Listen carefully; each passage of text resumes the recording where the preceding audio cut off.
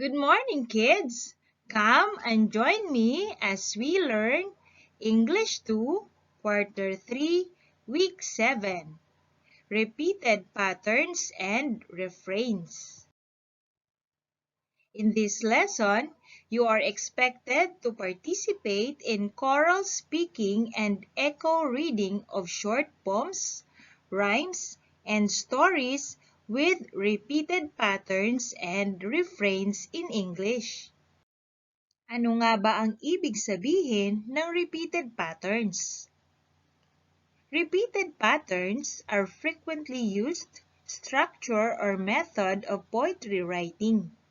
Certain words or sounds are repeated for effect or emphasis. At ano naman kaya ang ibig sabihin ng refrain? Refrain is a repeated line or group of lines that may be found at the middle or usually at the end of each stanza. It may be repeated at regular intervals.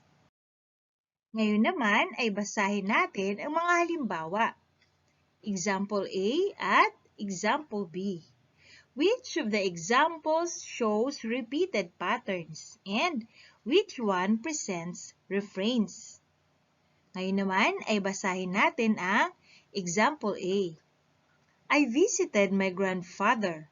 I visited my grandmother. They love to see me often. They love to cook and sleep. They rest under an old tree. Ngayon naman ay basahin natin ang Example B. I visit them always, as they love to see me often. I love my grandparents. They always cook and sleep. I bring their favorite food. I love my grandparents. Balikan naman natin ang tanong. Which of the examples shows repeated patterns and which one presents refrains? Para sagutin ang tanong, ang example A ay nagpapakita ng repeated patterns. At ang example B ay refrains. Example A is a poem that shows repeated patterns. Two patterns are shown in the given poem. I visited my and they. Meanwhile, example B shows the use of refrain. The last line in each stanza shows the refrain of the poem. For the learning task 1, read the poems carefully. Then, answer the questions that follow. Write the letters of your answer in your notebook. The moon. The moon shines in the dark. The moon is half. The moon is tainted. So is the human heart. Para sagutin ang mga tanong, number 1, what is being repeated in the story? A. Sun. B. Moon. C. Heart. Ang tamang sagot ay letter B. Moon. Number 2, what type of pattern is used in the poem? A. Repeated pattern. B. Refrain. At ang sagot ay tama. Letter A. Repeated pattern. Number 3, which among the words below rhymes with moon? A. Zoom. B. Noon. C. Room. At ang sagot ay letter B. My mother baked a delicious cake. She prepared spaghetti and pancit. It's my birthday. Fried chicken was prepared by my loving and supportive father. It's my birthday. So, ang nauulit dito ay ang it's my birthday. At para sagutin ang mga tanong, number 4, What is being repeated in the story?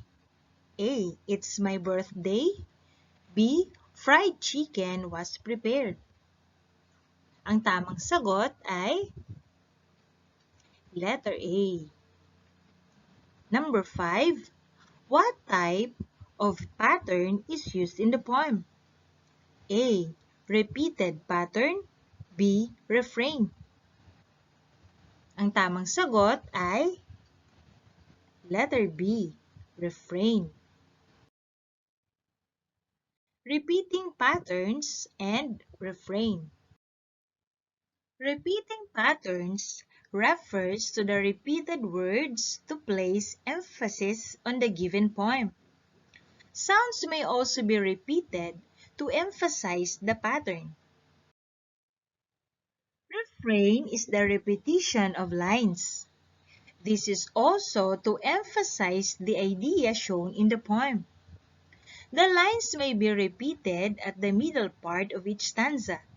However, refrain usually occurs at the end of each stanza.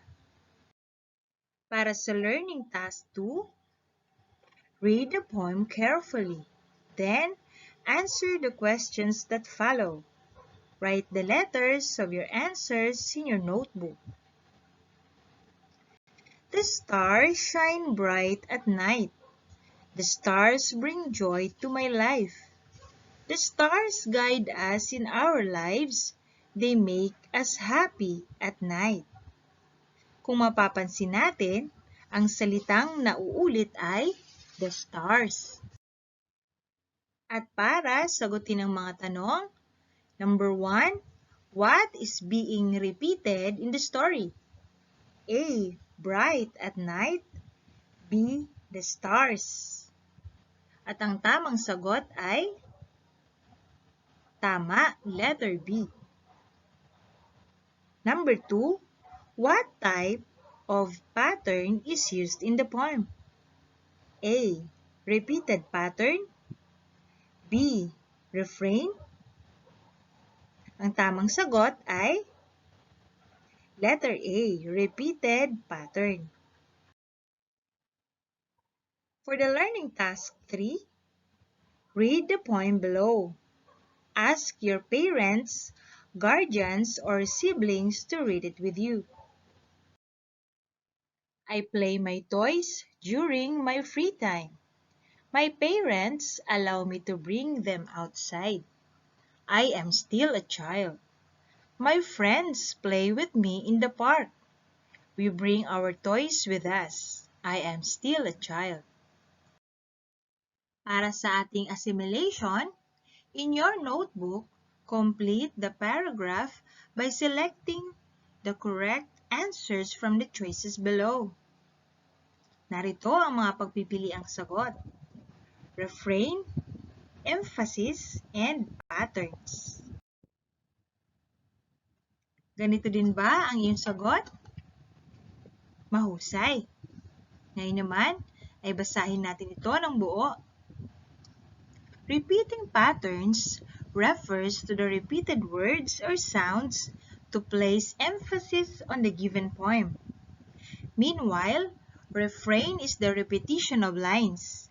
This usually occurs at the end of each stanza. Hanggang sa muli mga bata!